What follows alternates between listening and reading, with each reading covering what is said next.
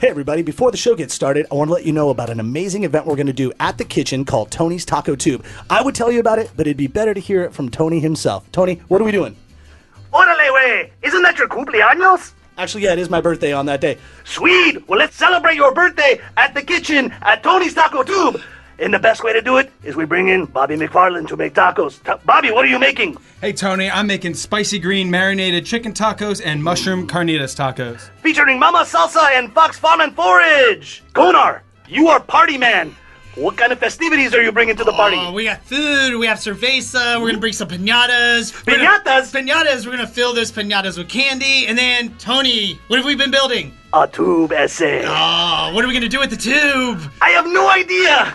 Maybe we should throw a taco down the tube? Oh, I love it. Let's do it. All right, everybody. If you want to join us at this party, again, it's my birthday. It's kind of our 1-year anniversary at the kitchen, but really, it's just going to be a wild, silly party. There's tubes, there's tacos, there's piñatas, there may be cervezas. Just have a good time. There's no charge for this party, but you have to RSVP to get tickets. Space is limited. Go to Facebook.com/The Kitchen Raleigh to find this event titled Tony's Taco Tube, or click the link in the back of our show notes to this episode. That's September 29th from 4 to 7 on a Sunday afternoon.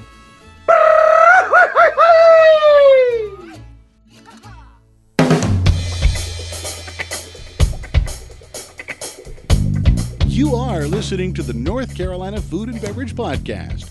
Thank you for downloading and subscribing. Coming to you virtually live from high atop the historic Raleigh building in beautiful downtown Raleigh. The NC F&B takes the listener behind the scenes to tell the stories of the people that contribute to the creation of the food and beverage community of North Carolina. And now, the misfits in the dish pit, the faces of the front. They are Max Trujillo and Matthew Weiss. Hello, and thank you for listening to the North Carolina Food and Beverage Podcast. I am your co-host, Max Trujillo. And I'm your co-host, Matthew Weiss. And today in studio, we have the world-renowned chef residing in Chapel Hill and Durham, North Carolina. You can find her. This is Ms. Chef Andrea Reusing. Hey, guys. How are you? Yeah. We're doing great. We're so excited to have you here in studio. So glad to be here. Your Miss Chef Andrea Reusing just reminded me of a really sweet young man a couple weeks ago in my kitchen at the Durham Hotel who grew up in the South and is required to call every woman ma'am and called me chef ma'am. Chef ma'am. Yes. That is still strange, and with my sons, I tell them to call adults Mr. and their first name, and I had family visiting, and they're like, what are they, from the South? They don't have to call me Ms. Ruth or whatever, and it's a strange thing, but I kind of do like the formality. There's something about it that feels very good. Yeah, and then the next day he called me ma'am chef. You know, it just Wait, it's so like, what do you prefer, chef ma'am or well, ma'am chef? I mean, I really will answer to either one. As long as both are in there in some way, I'm good. Yeah. As long as chef is in there, I feel like we're good. We chef. Yeah. Is that like the culture in the kitchen? Is it a formal kitchen when you typically work? You know, when we opened Lantern, my brother was my partner, Brendan Reusing, who has the fabulous, delicious All Souls Pizza in Asheville. We were partners for about 5 years, and we kind of came from a real kind of DIY place. I didn't go to cooking school. He didn't go to cooking school. I think we would call each other chef, but it would really be like a joke. Mm-hmm. Yeah. It would be kind of, you know, a way of kind of bringing someone down, actually. Okay, chef. A little salty. Yeah, a little salty. But, you know, definitely in different times in my life. So the Lantern kitchen is not like a chef-type kitchen. The kitchen at the Durham is more that, for whatever reason. So it's not ironically said in Durham, but it is ironically said at Lantern. Yeah. Well, let's jump in right there, because for some of our listeners that may not know you, because you're world-renowned, but seems like locally... I don't know. We got to paint the picture. Who is this lady? Yeah, and I think no better than a question I think you've even written in an article, or you asked yourself, I think it was maybe in Food and Wine, where you said, what's a white girl from Jersey cooking North Carolina ingredients in an Asian food infusion manner? Well, let me try to take that question. I moved here from New York in 1995. I had been working in politics in New York. When I moved here, we still had Senator Helms was still our senator. Oh yeah. You know, I was political still, but I didn't like have a natural place to work in democratic politics here. I had kind of started a cooking kind of catering company, illegal home kitchen in the farmhouse that I live with my boyfriend. And, you know, I wanted to work in a restaurant, but I wanted to be around food. I wanted to be around farming. I wanted to be kind of cooking, but not necessarily in F&B, if that makes sense. Sure. I didn't like identify kind of like this industry. Yeah. I identified very much kind of like making things with my friends, like doing projects that were interesting. I met folks that were opening a restaurant in Raleigh. Vin, Enoteca Vin. Mm-hmm. Oh, we know. Yeah. Yeah, and so... Former guest of the show, Louis Cherry. Of course. Good friend of ours. My good friend, Louis. And it was great because, like, they had never opened a restaurant before, and I had never opened a restaurant before. And they trusted me to open this restaurant for them. So it was wild. Wait, hold on. Yeah. So they had asked you had only at that time run a catering company. Yeah, I mean, to call it a catering company is a stretch. But yeah, it was like me, doing food for weddings out of our kitchen. That sounds like a catering company. Yeah, I mean, it was right. Yeah, but you were it's four burner catering company. You were good at what you did, and you were doing a lot name. of like private dinners and like. Yeah, I was doing private dinners, and I had cooked in New York. You know, I had line cooked. I went to NYU, and I had line cooked. You know, at first I had cocktail waitressed at nightclubs, and then I got sick of that, and so then I started line cooking at some places in the East Village. But I never thought of that as a career for me. I never thought that I could handle the kind of what it would have been to be a woman in a New York City kitchen in 1986, 87. It was just like not a super warm and friendly environment, and didn't feel like something that I would like want to have to challenge myself with every day. Just kind of that level of intense misogyny, frankly. Yeah. You know, but getting into food here was very different than it was in New York because it felt a lot more organic and easier. And moving here, you know, I was so chauvinistic about the tomatoes in New Jersey where I grew up, or the Union Square. The best tomatoes. The best tomato. Ramapo is the best tomato. Until you've had a Rampo. But New Jersey tomatoes are delicious, but North Carolina ones are really almost better in a lot of ways, and the season's longer. And so, you know, getting into the farming here, you know, it was just a different kind of thing, and it felt really, I don't know, organic and real. So, right, back to Louis Cherry. I don't know why he trusted me. Well, did he taste some of your cooking at a wedding or something like that? No. I knew. I was in a book club actually. Love this story so far. With like a bunch of women.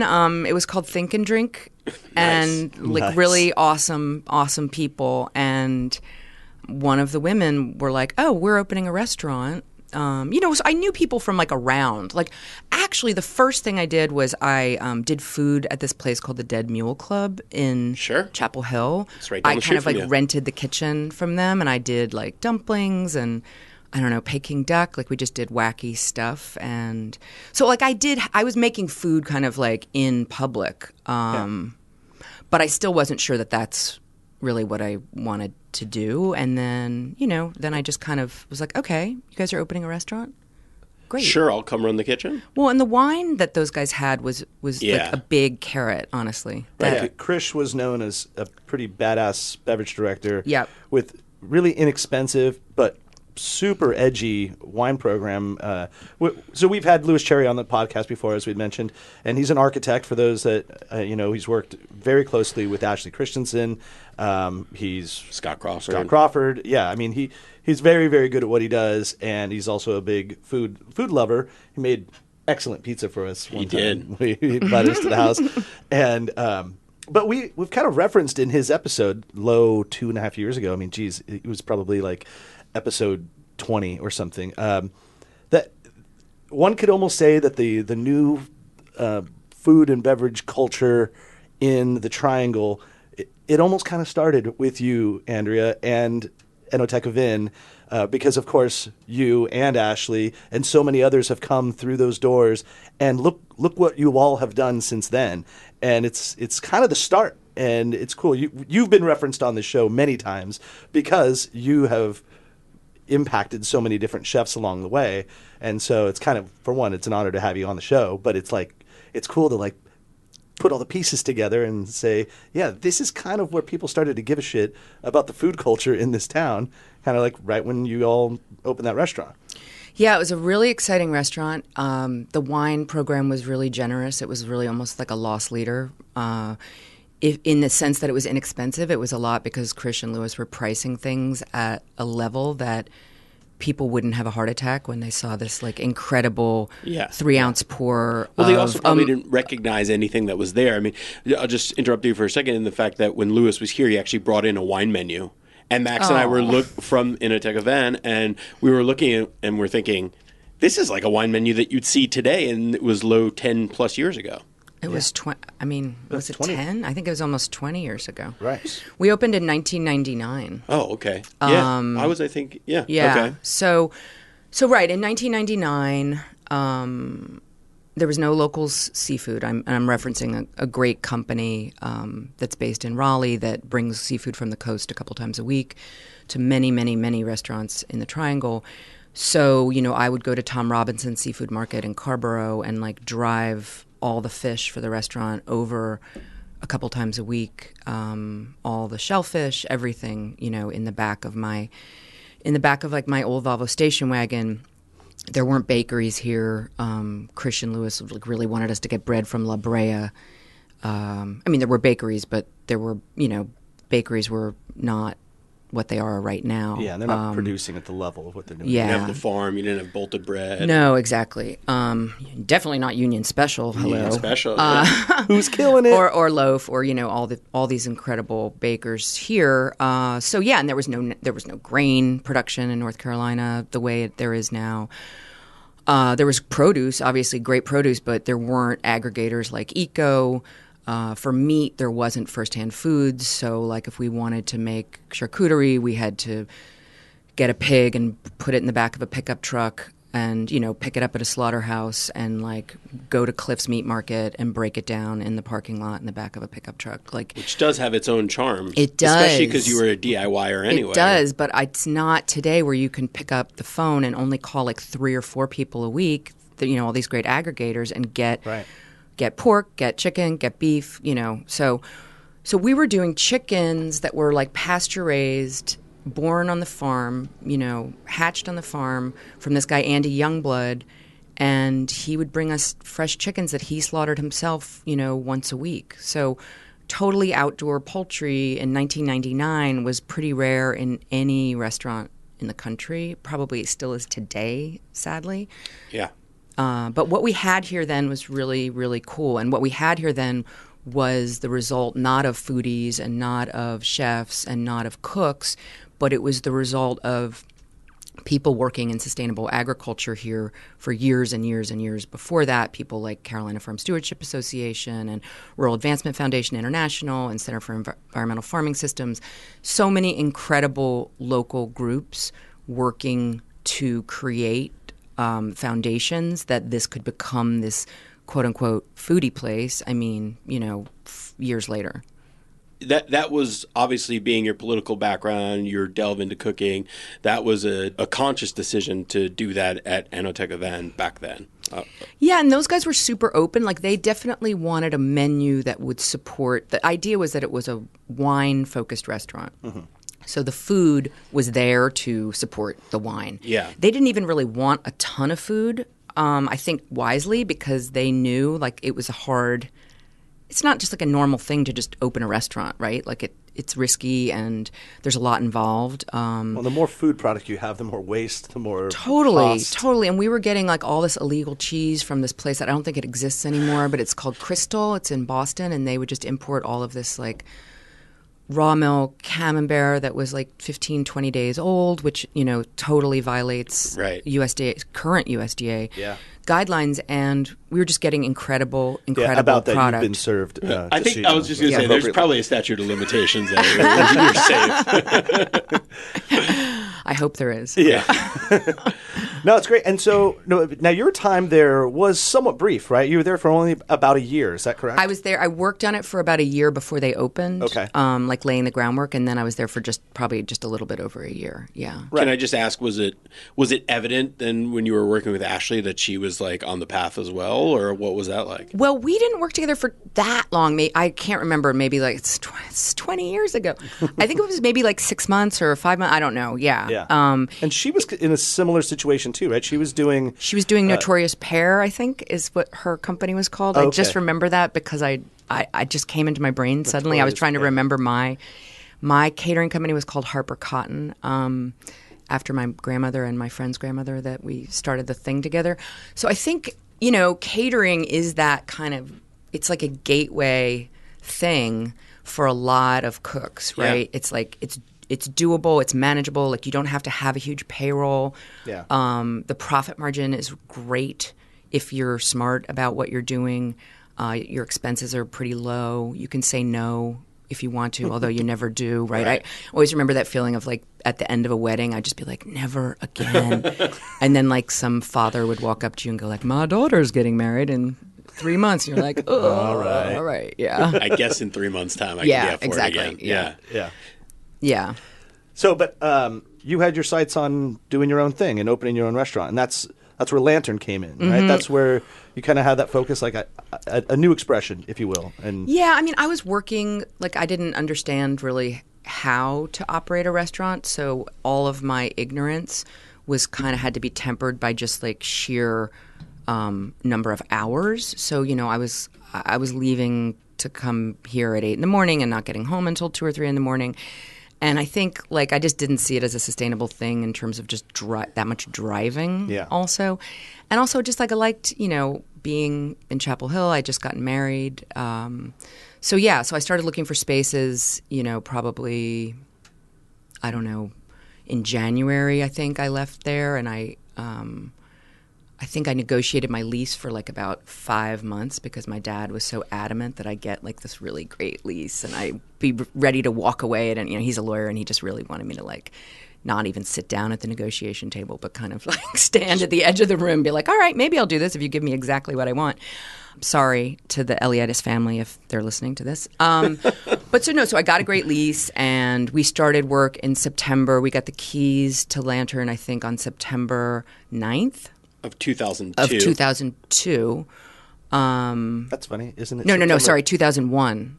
Ooh. Right before 9/11. And we opened... It's September 9th right now, today. That's so weird. Isn't that weird? That's super weird. Yeah, I was like... So fitting. We're recording on September 9th. So then we opened 4 months later or 5 months later in January, however many months later that is. Wow. Yeah. That's got to be a little tricky and tumultuous at the same time to also open a nice restaurant. People are probably tentative to spend money, go out, do anything at that time. Yeah. It was a fast construction process. Like it was me and a bunch of our friends and we tore it out ourselves. We kind of demoed everything. It had been a restaurant. It had been a restaurant for years and years. It was this place called Leo's, this Greek restaurant that was very beloved and very exotic in like the 50s and 60s in Chapel Hill. Like it was really exotic. Yeah. And then it was this great Indian restaurant called Darbar, but he was kind of ready to move on. So, it was very exciting. Like we just built everything ourselves, basically. And we did it really fast because we didn't have any money. And when we opened, we had $500 in the bank, literally. And we had to make money, like right from there to make payroll. And we were very, very busy from day one because at that time in Chapel Hill, there were great Chinese mom and pop restaurants, but they were not cooking the same food that they were cooking for themselves for their guests, right? Like there was not that trust there, and rightly so because the taste had maybe not been there. So Like I remember having to call pork belly fresh bacon because people thought it was pork stomach. Or, they're just those funny things Right. 20 years ago now that you remember. This was like, 18 years ago. But you remember these things that now are just like we take for granted that everybody knows what pork belly is. Yeah. But you did have a little bit of precedent because you already had Elaine's there in terms of like Yes, Elaine's was there. Elaine's was there, and Crook's Corner. Obviously had been there for years. West Franklin Street was a little bit kind of seedier and weirder and cooler than it is now. Oh, yeah. It's a little bit more like generic now. Yeah, I mean, I'd say it kind of reminds me of like Hillsborough Street in Raleigh did like 20 years ago when it started to just feel like chains. And, we're struggling in Chapel Hill kind of under the weight of our own snobbery in terms of what we promote in terms of businesses downtown and how we attract young people to open cool new things downtown. It's a bit of a struggle. I think people in Chapel Hill have just learned how to get to Durham to a certain extent. And I think those years ago, like I'd say 30 or 40% of our business was people coming from Durham, Raleigh, Winston, Greensboro, Wilmington even, because Chapel Hill was known as a food destination. Right. But much because the farmers market, honestly, in Carborough is probably 35 years old. That kind of planted a flag in Chapel Hill as this kind of food place. Yeah, that's so true. And it's interesting. So I was speaking with Shannon Healy, also who's been on the show a few times, but Shannon owns and operates Alley 26, and then recently with Gary Crunkleton took over Crook's Corner. And I told him that you were coming onto the show, and he's like, "Oh, you got to ask her about Chapel Hill." Because he's like, the parking, it's driving me crazy. We need parking. But he said, it's weird. It used to be that Chapel Hill was a destination spot. People would come from all over. But now that Raleigh and Durham have really stepped up their game in a culinary sense, he's like, I feel like Chapel Hill is getting left behind. And we need to like reinvigorate. He's like, I wonder what Andrea would think about that. Did he say that as a restaurateur in Chapel Hill? Yeah. So what do you think? Bold. I mean, I agree with him. We've had this conversation many times. I think the real problem that we struggle with in Chapel Hill is honestly one of, in my opinion, we are very self-congratulatory about how progressive we are, but we haven't put our money where our mouth is in terms of actually creating real diversity downtown. There's not affordable housing downtown. Right. Most of the housing that's built, new housing stock in Chapel Hill has a little bit more vibe of like rich grad student housing or absentee parents of undergrad housing. So it's like kind of luxury, quote unquote. Yeah. You still have to make $80,000 to $120,000 a year to But it's live not there. particularly nice or particularly thoughtful. Apologies to those developers. And really, it's extremely white downtown, and I don't know that people of color feel welcome downtown. I was just talking to somebody the other day who got his MFA at UNC, and he doesn't feel like he now lives in a different city in North Carolina, but he doesn't feel that the spaces in Chapel Hill were made for him. That's the words he used. So, I mean, not to, put too much on one conversation, but anecdotally, when I talk to people, they don't feel that Chapel Hill is for them, and I think we would benefit so much by a more diverse situation downtown, just like Durham. Right. My restaurant at the hotel and our raw bar on the roof. It's one of the most diverse places I've ever been in my life, and I mean, including New York City, including Los Angeles, including Chicago, in terms of being in a room with old, young, people of different backgrounds, people of different feelings and races, honestly. So, to have a healthy restaurant environment, to have a healthy small business environment, you need diversity. So I want to talk more about diversity. I want to talk more about your stance on minority and minority farmers. Before we talk about that, I want to talk about another sponsor of ours that has a lot of diversity in their stores, and that's Triangle Wine Company. They're a great sponsor of the show, great friends of ours. They do have 4 locations. They don't have one in Chapel Hill. Not yet. But not yet. But they are in Morrisville, Holly Springs. They're out in Southern Pines, and they also have their flagship in Cary. If you use the NCFB promo code, you can get a nice discount from us, and they really do have diversity. Wines from all over the world, great beers. They have tap rooms within their 4 locations, and they're great guys. So support them. They support us. Chris, one of the owners, what's up, Chris? He and I were hanging out the other day and enjoyed a very good Shake Shack burger that just opened up out there. Oh, yeah. Randy Garudi, who's been on the show before, CEO of Shake Shack. Not a sponsor of our show. I know. Come on, Randy. It's funny when we had him on the show. They were Shake Shack was just opening up in Charlotte, and Matt, I think, said, "Well, you got to open one in the Triangle." I was like, "I bet it's going to be in Cary." And I said that on the show way back, and sure enough, that's where they opened.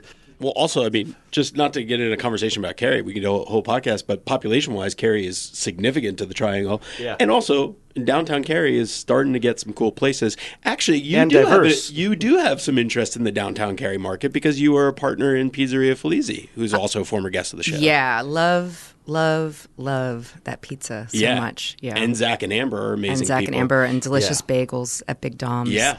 And they inspire us every day. We love them. You brought Zach over to be your was he sous chef or chef CDC? He was CDC for I hate speaking in inside baseball terms, but people who listen to our show all are right, in the know. You Chef guys de got cuisine, it. if you don't know CDC. Yeah.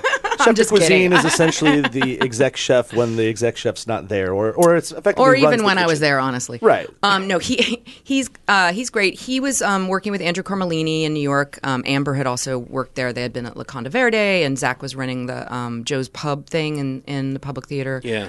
And yeah, we met and really connected and really excited that those guys could be down here, and we had a really fun year at the hotel before they opened Pizzeria Felici. But yeah, Well, that's actually a perfect segue for something that I wanted to talk about before we get into. I want to talk about your famous TEDx talk at Chapel Hill. But speaking about hiring people, there was a funny moment, I think, at least from what I've heard about you interviewing Max. And I don't know if you remember the moment, but I've heard from Max's perspective. Oh my God. Do you recall that moment or any? I'm sorry, I don't. Okay, that's fine. Well, no, but you can I'm ambush sure Max, me. Max will tell me. It's nothing that you did. Nothing that you did. No. So, Andrea, this is... You've been really holding on to this one secretly. I think you've talked about it I've on the talked show. about it on the show, but I didn't tell the particulars of what happened. Here we go. So, regardless, we're in an I'm interviewing the Durham Hotel. We're talking, and Craig Spitzer's a friend of ours, and was like, "Yeah, you should come down." And the interview, it was tanking really, really badly. I was not. Where were we? So I can try to. Were we out at a coffee shop, or we were were we at Scratch? Okay. Phoebe Lawless's now defunct bakery. Yes. Very missed. Yes. So we're talking, and I'm doing a horrible job in the interview. I'm not answering the questions that you're asking me directly, but you need to know that something was happening that you were not aware of, unless you are so evil that you planned this. And I even was your car getting towed outside and you could see it? So much like the way we were sitting here at this table, you were across from me, and Craig was to your right or so. And we're at Scratch. And there's a nice big window behind you, and there's a table behind you as well. You don't remember this moment, but I can never forget this moment. Because for one, I'm meeting with you, and I'm super excited and nervous as well to be interviewing for a position to work with Andrea Reusing. That's great. There are 2 beautiful girls, ladies, women, probably in their early 20s, 22, 23. How do I say this?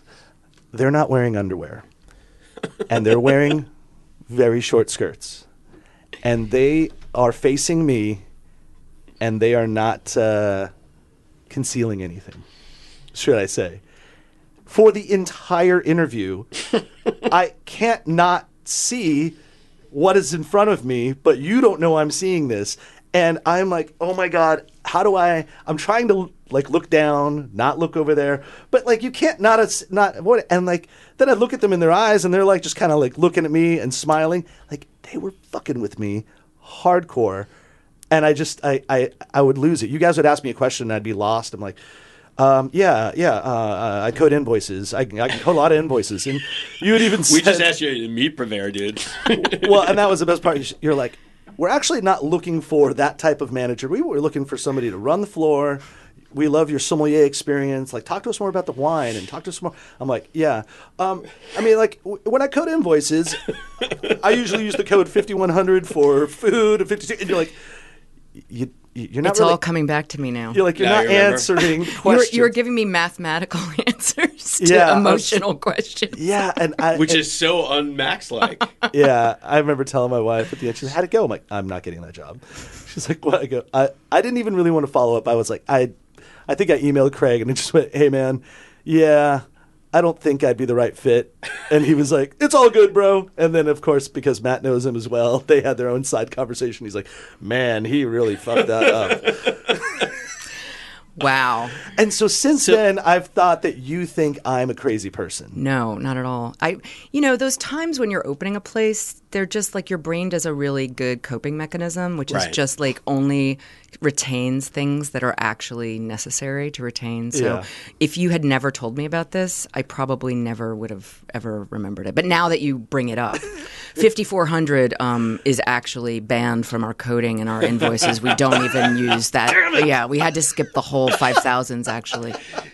Maybe now that I'm hearing this and you genuinely don't have any, maybe Spitzer planted those young ladies there. Because I'll tell you, Craig. Yeah, which way was Craig facing? Yeah. Because I think that will tell us everything. Well, we yeah, need he to didn't know. get to see it either, so that doesn't make sense. Well, no, but maybe he planted it to He wouldn't test wanna- you. yeah. Because he was also diabolically motivated us to move. Is one of the reasons That's right. we moved down there. That's right. I'll just tell you real quickly, as we're getting way far off the subject, but whatever. We were sitting at Toast. We had gone to visit Max, and we were sitting at Toast in downtown Durham. My wife was wearing a New York Mets David Wright T-shirt jersey, and Craig is well known, if you know him, a huge Mets fan. And he walks by and he goes, "Oh, hey Max, oh, go Mets." He's like, "Oh," and then within a second of you saying hi and introducing, he's like, "So when are you guys moving down here?" And I was like, "We had actually just been talking about that. How did you know?" Yeah. And then it was cool. It was like he kind of alluded. He's like, well, if you get down here, man, I'll have to introduce you to everybody. I'll help you get it into the industry, basically. Mastermind. Yeah. Mastermind. And manipulator. The planting of two young ladies behind you. Oh, my But- God. Yeah. So Well, I think that's a good. I don't know if you have any interview tips, but maybe if you're really conscious of that, maybe I don't know. Hindsight's 20/20, but maybe you say, "Could we just change tables? This environment is messing with me," or something like that. That would be hard to do, but Yeah. But then once you got the job, you could say Yeah. "Oh, let me tell you what was happening there." yeah. Yeah. So I've waited. This has been 2 or 3 years since maybe 3. do you 4 feel years. better now? You feel like Yeah. Well, at least you wait, don't. At least for this reason, you don't think I'm a crazy person. No, not for this reason at all. For this particular. Maybe the Python boots you're wearing, but I don't know. I just got back from Nashville. By the way, if you haven't gone to Nashville, it's amazing. And not only are all of the honky tonks just nuts, the Luke Bryan, the Kid Rock honky tonk, the Dierks Bentley honky tonk, but there's a ton of food going on out there. Did you go to Arnold's? I walked into Arnold's. We did not eat there, but we ate at Peg Leg right around the corner, nice. and that was crazy. The ribs were unbelievable. That's Carrie Brindle's newish barbecue place. I mean, there's a lot happening in Nashville. And as we were driving out, we noticed 12 cranes, meaning that there are 12 high rises that are being built right now as we speak. So Nashville is going to, it's already big. It's going to explode. It's the Nash Vegas, right? While we were there, all that we saw were just groups of women on bachelorette parties. And what I found to be hilarious is the new trend is obviously everybody's wearing a uniform. Essentially, they're all wearing Daisy Dukes and black T-shirts. But then every woman that wasn't the bride was walking around with the husband or the fiance's face, a picture of his face on a little stick, so that everywhere they'd go, they'd be showing their bride his face while she's doing debaucherous things. Don't at forget. clubs. Yeah. Anyhow. That's good. Whenever I'm walking around there, I'm walking around with a big bag of boxes that have styrofoam, boxes of Princes. Last time I was there, I took it on a flight to the Jersey Shore where I was meeting my family, and 12 hours later, they all got to eat Princes. That's awesome. Prince's Hot Chicken. Yeah. Oh. And that's from hot Newark Yeah. to a rent-a-car. That's Yes. pretty cool. It was really fun. Yeah. Oh, they love that. They waited up for it. Yeah, you're pretty famous for your packing on family trips and everything, of bringing coolers and coolers of good stuff. I like moving food. All right, so let's talk about moving food. So if anybody has not checked it out, you gave this unbelievable TEDx talk. It's 12 minutes long. YouTube it. And it was at UNC Chapel Hill. And you talked about, obviously, our lack of awareness of farmers and where our food comes from. But what I really enjoyed and took from what you said is it's not so much, I'm paraphrasing here, but it's not so much of there's this emphasis on being local and being hyper-local. Well, that's great, but what if your local farmer is still not doing well, is not really, you don't know them and they're not treating their workers well, or they're maybe just because they're local doesn't mean they're not using GMOs and pesticides and the whole thing. So like doing the vetting process, right? Yeah, doing the vetting process and really get to know. So was that part of your political background from the beginning in terms of farmers and workers? Well, I mean, I think it's interesting the way these words define how we think of food and how we think of, like, the evolution, right? Because remember, I feel like organic kind of kicked it off. Mm-hmm. Local then became a thing. Sustainable, a thing. Humane, a thing. Environmentally aware. And, like, all these things ebb and flow, and they're layered and they're not layered and they're complicated and they play off each other. And it's really hard for people who are busy and who lack resources to think about all those things, right? Yes. I think about it mostly, I mean, I think about it in a lot of different ways, but I think about it in seafood a lot. Okay. Because seafood is one of the most confusing things to buy. And we don't know, and it's very hard to trace, and traceability is very hard. And we hear a lot about slavery in seafood in lots of parts of the world in terms of shrimp farming and certain kinds of species that are harvested on the other side of the world. And how do we navigate all that stuff? Because there's so much opacity in it. And I think it's really just talking about it a lot and saying, like, those strawberries are a great deal or those blueberries are a great deal, but if they were harvested in North Carolina in the summer, they're local, great, or local-ish, but, children are allowed to harvest blueberries in the fields next to their families. And some people put estimates as high as 25% of blueberries could be harvested by children in North Carolina. Now, the more we talk about it, the more we're honest about it, the more we can kind of like try to get at what are actual solutions. What are solutions in terms of transparency? What are solutions? But, just the awareness itself is the first step. Yeah. And so what is the end result in solutions? Let's say we're becoming aware. So, like, we still have these choices in the supermarket, right? And it's like I'm sitting there and I'm trying to buy cucumbers, and probably my biggest mistake is going to the supermarket, well, right? It shouldn't be, though. It shouldn't be. Right? You should be able to go to the supermarket. We can't. If we were going to design a delivery system to get the best, highest nutrition food to the most people who need it most, people who really need nutrient-dense food, which everyone should have access to, but everyone should have access to it no matter how much money they make, we wouldn't pick the farmer's market. We wouldn't pick a place that's only open times that many working people cannot access it. We wouldn't pick a location that's in a white neighborhood. We wouldn't pick a place that people walk around socializing with one basket with one perfect tomato in it, getting in the way of people who are trying to buy food for their families for the week, right? We would get our food from convenient, dispersed in communities where people live sources. Right, like even if your local bodega in whatever neighborhood you had great produce. Yeah, exactly. Or, every grocery store. Center for Environmental Farming Systems is doing a big project with Lowe's to try to get better food into Lowe's markets and to military families on the coast. So, like, there are people working on this all over the state, all over the country. But in sometimes I think the farm to fork movement or the good food movement or whatever we call it at the moment, organics or local, gets in the way of this idea because our focus on good food and chefs and foodiness over the last 20 years hasn't done the job of delivering more high-quality food to more people. Mm-hmm. In many ways, we're exactly where we were 20, 25 years ago.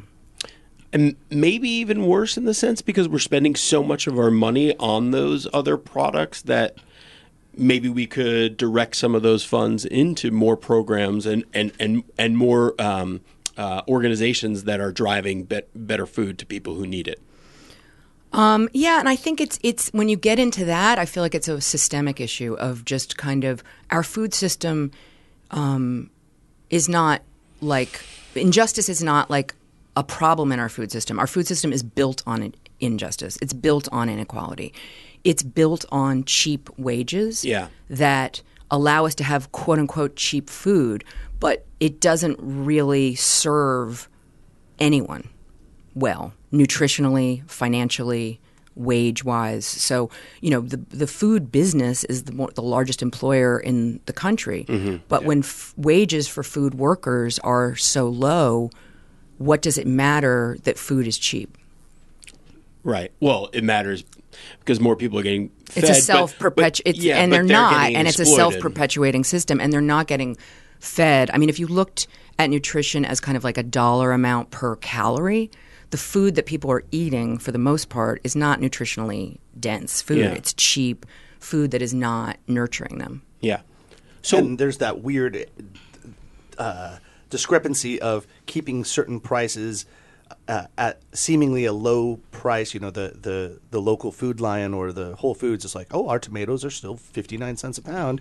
And it's like, it's been 59 cents a pound since 1965. How come this hasn't grown up? How come through inflation this has stayed the same? It's like what am I saying? So like the food chain doesn't go back down to the farmer. The farmer just starts getting less money as everything else evolves. A great example of that in North Carolina is dairy. Until 1985 or so, we were a net exporter of dairy from North Carolina. We had like a network of family dairy farms all across the state. Dairy as an industry, I mean, you don't have time to go into it, but like it's a race to the bottom. Yeah. Because of a lot of different factors. A lot of it government price supports, which basically are encouraging farmers to get bigger and bigger and bigger. So we lose dairy farms every week in North Carolina. We're losing the critical infrastructure that we need to hold on to a dairy farm in North Carolina in terms of processing. And dairy farmers that are doing it right, on pasture, really healthy cows, they don't get to take advantage of their the quality and the thoughtfulness that they're putting into their production of their milk, because they are feeding this milk into the industrial dairy market, and the price just keeps going down and down and down. Yeah. An industrial dairy farmer has to sometimes slaughter a calf at 3 or 4 or 5 years old because the breeding technology in terms of getting more output from that animal has improved, quote unquote, enough in that 3 or 4 years that it's cheaper for them to slaughter that animal and get a new animal in its place, because all we're doing is just squeezing out low-quality milk out of these animals. Yeah. And we're keeping that price. And we're keeping that price low. Yeah. So dairy farmers who are doing it right in North Carolina on pasture struggle to compete against that industrial dairy. And it's not doing our communities in, our rural down east communities any favors, much in the same way pork is, Well, I love this analogy because I think very akin to what I do in my wine job. Look at those wineries that have held on to estate family farms, kept a vine that produces less grapes but higher quality, because they are getting their money back for it, whereas the dairy farmers aren't. So how do we? So because in the consumer's mind, I think, or in the restaurant's mind, even it's value, right? Like I can take this wine, and I know consumers will buy it in the bottle and behind it. But yeah, if you hear, I have to pay $7 for a quart of milk, well, even though it's pasture-raised, screw that. I'm going to go buy the organic milk at the supermarket. Yeah, totally. So how does that change? I know awareness is one step to it, but we're getting, I don't know, are we getting there on awareness? Like, are more people aware of where your food comes from than ever before? I mean, I feel like that's the case, and I feel like it's done quietly and invisibly behind the scenes by often women who are working in nonprofits in North Carolina. I'll give you an example. There are more pigs than people in North Carolina. There's only a 3-day supply of food for those pigs. These hog farms are located disproportionately in poor communities of color, and there's an incredible health outcome in those communities because the hog farms are there. this is an industry that's not helping North Carolinians. It's hurting North Carolinians. Wow. Because it's known that we have some of the best pigs in the country, or maybe in the world. I mean, do we? I don't know. We have that's great, the impression I have. Totally. We have great outdoor pork production. And North Carolina pork industry fought that and continues to fight it because they don't want a distinction to be drawn between this pork that's raised in an industrial setting, pigs on concrete slats for their whole life, et cetera, et cetera. I mean, we all know this kind of horror story of industrial pork production. The ag-gag laws don't want to let us in there and let us see what's actually happening. They're fighting it. We have a network of small family farmers all across the state that are raising pigs outside, on pasture, free roaming. It might be heritage pork, which is more delicious, bred for flavor, not for cruelty. Mm-hmm. It might not be. But in any case, it was almost impossible to get these pigs to market and to restaurants and into farmers markets and eventually supermarkets. Weaver Street has a great pasture-raised pork program. Whole Foods has North Carolina pasture-raised pork because Nyman Ranch was here for years, right. Doing a lot of technical support and training. And when they pulled out of North Carolina, they left these hog farmers in a great position to take advantage of this niche market. They call it niche pork, even though it's old-fashioned real pork. Getting into kind of like what the barriers were to distribute that pork, you think about the kind of the efficiencies of the scale that Smithfield has versus a small family farm doing 200 or 300 pigs a year. It's hard to compare that. Yeah. Now, the pork that we've always sold at Lantern and at the hotel, but for 19 years at Lantern, we've only been selling outdoor pork. Outdoor pork means to me hogs that are raised outside, free-roaming, humane, from people that we know for the most part. It's taken 20 years for all of these people kind of working together, but we have an incredible network of small family slaughterhouses and production facilities that most people in other states don't have. Like New York State doesn't have it. Not even California has it in kind of like the San Francisco area. So we have incredible resources here, and we're making a name for ourselves in terms of the incredible meat production that we can do here because of the awesome farmers we have and also of the just the infrastructure we have. So we're making progress. I think hearing from chefs like yourself who care that much and take the time to understand where their product is coming, because many chefs, as we said at the beginning of the show, respect what you do as a chef, they also then should continue to listen to the entire message of what you're doing, because it's not just your technique or your flavors, but it's also your sourcing, and that's a really important part. And that's I think one of the solutions too, is to just keep having that conversation as much as possible and really shine light on people that are doing a great job. Great farms, great dairy farms, and all. Yeah, that's right. Ranloo, he's I like. Oh yeah, I love them. Yeah, and they're selling through I think Cheney Brothers. So Ranloo is the Willie Nelson of the dairy farm industry. Mainly more on the looks. You got Nashville on your mind. I do, yeah. But Matt mentioned earlier, how did this white girl from Jersey start cooking essentially Asian food? Lantern, its cuisine is focused on is it more Japanese or it's regional Chinese, Thai, Vietnamese. Okay. We do some Japanese, some Indian stuff. When we opened, the only new restaurants opening in the Triangle were, remember, New American? Yeah.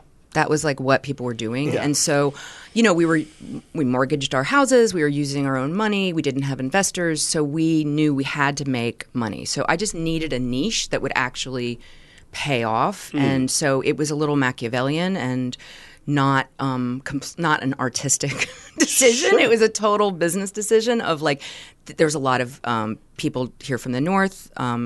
We call them Yankees. That's not pejorative. I thought it was pejorative when I moved here, but it's just actually descriptive. So there were a lot of Yankees here who just wanted more, Chinese flavors, honestly, and they ate up the dumplings when I did catering. So that was the whole point of Lantern, and it was supposed to really be just like a noodle shop, really simple, really basic. And then I thought I would do my farm-to-table restaurant after that. But, we never opened for lunch because we were so busy at dinner. My friend Dave Dorenberg designed it, and he made it much fancier than I thought it was going to be. I think maybe because of my reputation from Vin, or because people saw kind of like local food, cooking as kind of an elite kind of special occasion experience rather than an everyday experience, we got put into kind of a fancier category, I think, than maybe we would have seen ourselves in. Yeah.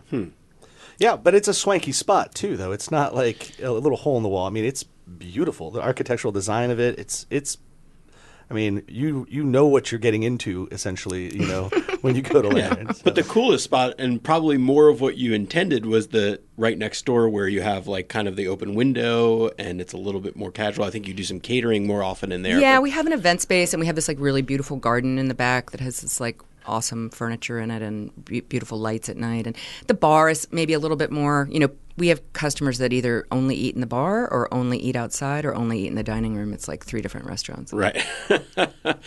But then you have the Durham Hotel, and I mean, and also, you know, kudos to you too, because in your first year you were named Restaurant of the Year, I believe, right, by Greg Cox. So you've done this a few times now. You've done kind of an amazing job opening up new places. And now whenever I talk to anybody, they're always like, oh, if you're going to Durham, you got to go to the Durham Hotel. Got to go. Like, that's on everyone's frontal lobes, you know, rooftop, great food.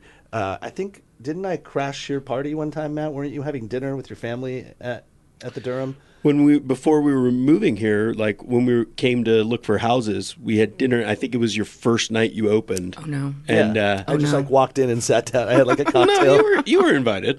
We said, so. "Why did you come along?" Yeah, all right. But were you wearing a disguise so I didn't see you? I kind of did. I was like, I think you were wearing a Hugh Hefner smoking jacket or something. Yeah, I'll sit in the corner over here.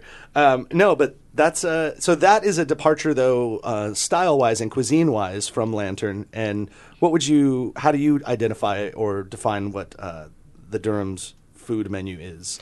You know, it's American with kind of like American today, not like new American, not old American, although we use kind of elemental flavors of like really good old breed chickens and ripe tomatoes and great oysters.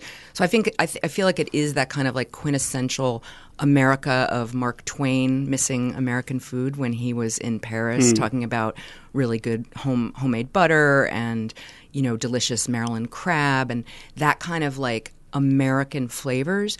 But you know, it feels very fun and formal and fancy in there, a little bit like a country club at times. You know, we have a relish tray, but we have pickled shrimp on it that has turmeric in it that's like kind of Asian inspired. You know, we have matzo ball soup with, you know, duck and duck cracklins and, you know, duck confit. And so we do, you know, we did a pop-up. Miguel Torres, our chef de cuisine, CDC, now currently he did like food from his childhood in Celaya, Mexico, and we did that for 3 weeks, and it was just like incredible mole. And so we're trying to do food that we love that expresses like what it is to be in Durham right now, what it is to be in North Carolina, what it is to be kind of interested in food and the people that live here now.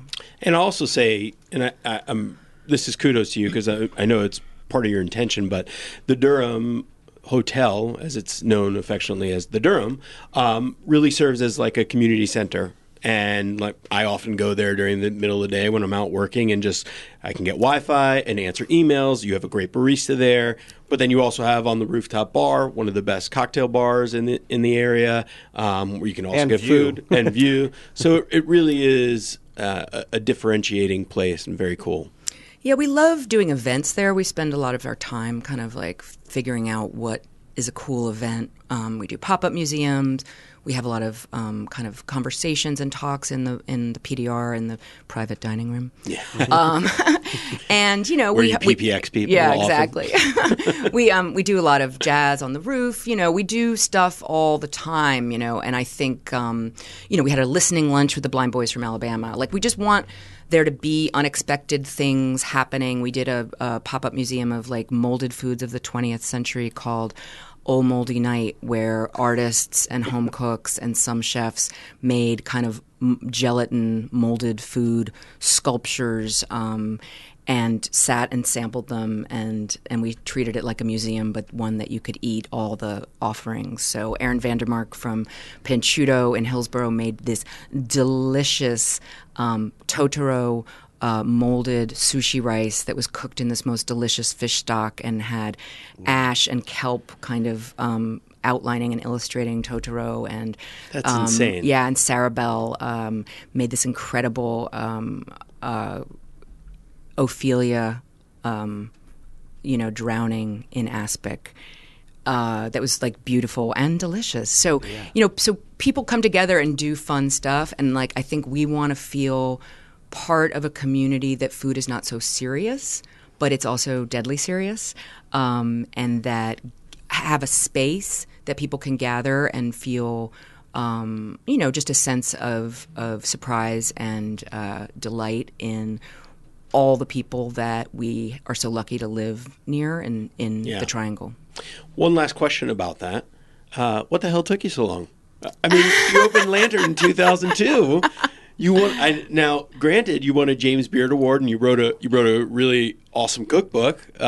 James Beard, by the way, for people who don't know, you were named James Beard Award Best Chef Southeast in 2011, and then the Durham didn't open until 2015, maybe 2016, somewhere around there. So. Yeah, I think it was 2016. I didn't have like a generic desire to open another restaurant.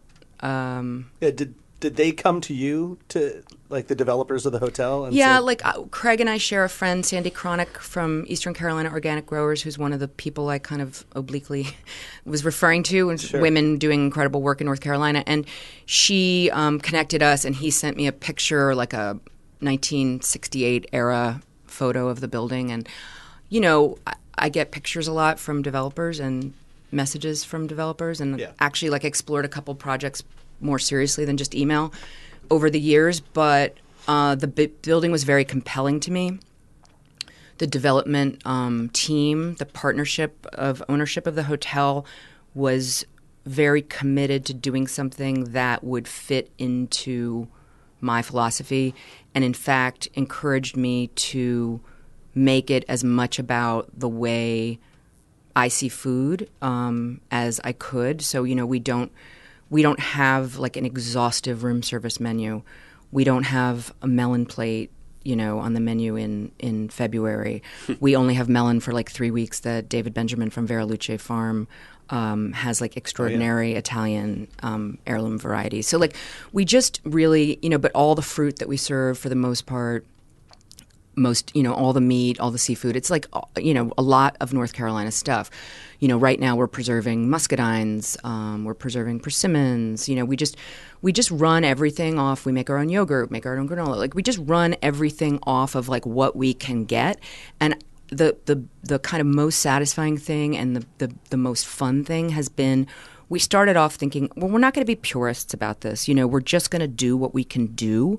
The first year we're like, how many pounds of strawberries do we need for the whole year in terms of just like kind of lightly preserving them? We do this process where we just like heat them very gently in sugar every day, just like barely warm, and then we put them away and then we heat them again. So the sugar kind of drives, it goes into the strawberry to kind of preserve it, but the strawberries stay whole and very unsweet compared to like a strawberry preserve. So we do all these.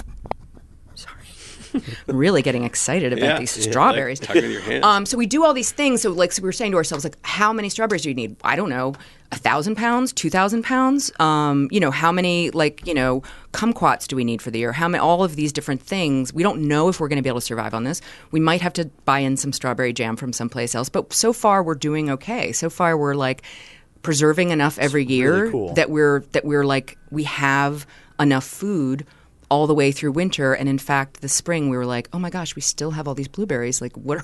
We got to get rid of these blueberries. It's so old school of you in a way, like before refrigeration, right? And a root cellar and all the things that are done that way, that you're able to do that. Like, yeah, I want to eat some pawpaw fruit in December. It's like, sure, we'll pickle it or we'll preserve it when it's coming out in the spring or so. But we're using up like chestnut flour from last year with some buckwheat flour from Carolina Ground. Like all of our flours come from Carolina Ground in Asheville. We get a lot from Anson Mills. So we have a good pantry. Cool. Yeah, and I imagine the facility is probably really slick. I imagine. It's air conditioned, which is great. Oh, that's the best part. A nice, cool kitchen to work in. So, what's next? I'm just going to keep doing what I'm doing. Yeah, you're doing a lot right now. I feel like what's next is, just working, for higher wages for workers in North Carolina, for better wages for my own people at Lantern and at the hotel. I think, our profit margin is not as great as it would be if we used, industrial food. I just heard of a restaurateur that's here in North Carolina giving every single person on his staff full insurance. So these are the kind of challenges that really motivate me and get me out of bed. And Who's doing that? I don't want to say because I just heard it as an anecdote. So, okay. But I'll tell you after, and you can have him on and tell him how he did it. Yeah. Tell you how he did it. Yeah. Tell all of us how he did it. We've noted it down. Yeah. He, yes. Well, and Terry and Steven and such, they love this question, and we don't ask it enough. So we got to ask, especially coming from Andrea Reusing, what do you like eating? Where do you go to eat? Oh my gosh! I know. I just threw Are you you on kidding? I threw you on the spot right now. Well, let's do this. Let's narrow it to Chapel Hill and Carborough, so that because we don't get and limit it to just hot dogs. Well, Zach's in Burlington. Okay, we'll see. Isn't that Jim Stock's favorite place? It's a really cool place. I think it's called Zach's. Yeah, I haven't been there. I'll have to check that out. I'm sure Mike Tiano gets there. Chapel Hill, Carborough. Well, of course, Crook's Corner. Yeah. Of course. The new Perennial coffee shop is fantastic. Oh, okay. Just opened up in a new expanded space. Neil's Deli. Neil's Deli. Delicious. Okay. One of my favorite places in the world. Mercado is fantastic. Oh, yeah. And I don't eat a ton of pizza, but I go there and I just eat vegetables, and they're totally satisfying and great, and they change all the time, every day. Yep. I have to give a shout out on that side of the triangle, even though it's not so close to me. Panchuto, Aaron Vandermark does extraordinary food, and with like a lot of passion and a lot of heart and so much thought. Yeah. That's in Hillsborough? In Hillsborough, Okay. yeah. Well, before we get out of here, just give us those like CEFS and any other organizations that you want to talk about. Just a quick, if people that are heard what you had to say and are inspired and like I want to get involved, where are some sites that they can go to kind of get involved? Well, for chefs, I'd say Eastern Carolina Organic Growers. Most people know them, but if you don't, they're a great one-stop shop for lots of North Carolina fruits and vegetables, and they're basically a co-op. Like, farmers have about half the company, and they really support a lot of mid-sized farms, which is really the key to our future in North Carolina and the world, honestly, because while small farmers are growing as a number and large farms are growing, like mega farms are growing as a number, middle-sized farms, and I think I would put that at maybe $1 million to $5 million a year income, are declining, and they are the farms that we really need to support expanding access to local food into grocery stores. So Eastern Carolina Organics, very important. They sell a lot to Whole Foods. They sell to hospitals. They sell to school systems. They're essential. Eco. First Hand Foods is an incredible organization that started. We gotta have them on. Yeah, they're awesome, and they have done so much work, really like selfless work to make local meat a reality in almost every part of the state, and they support many, many farms, and they're incredible. They have a retail presence in a bunch of different co-ops, definitely Weaver Street and the Durham Co-op. Yep. Yeah, great. Weaver Street's about to open up down here in Oh, Downtown yeah. Valley. That's so exciting. Yeah. Well, Matt. Well, this has been amazing. It's been eye-opening. Thank you so much for joining us. And for you out there, go to Lantern in Chapel Hill. Go to the Durham in downtown Durham. You will eat and drink extremely merrily. Thanks, guys. Thanks for listening to the NC F&B podcast. And if you've stuck with us this long, review us on iTunes, and remember, 5 stars are encouraged.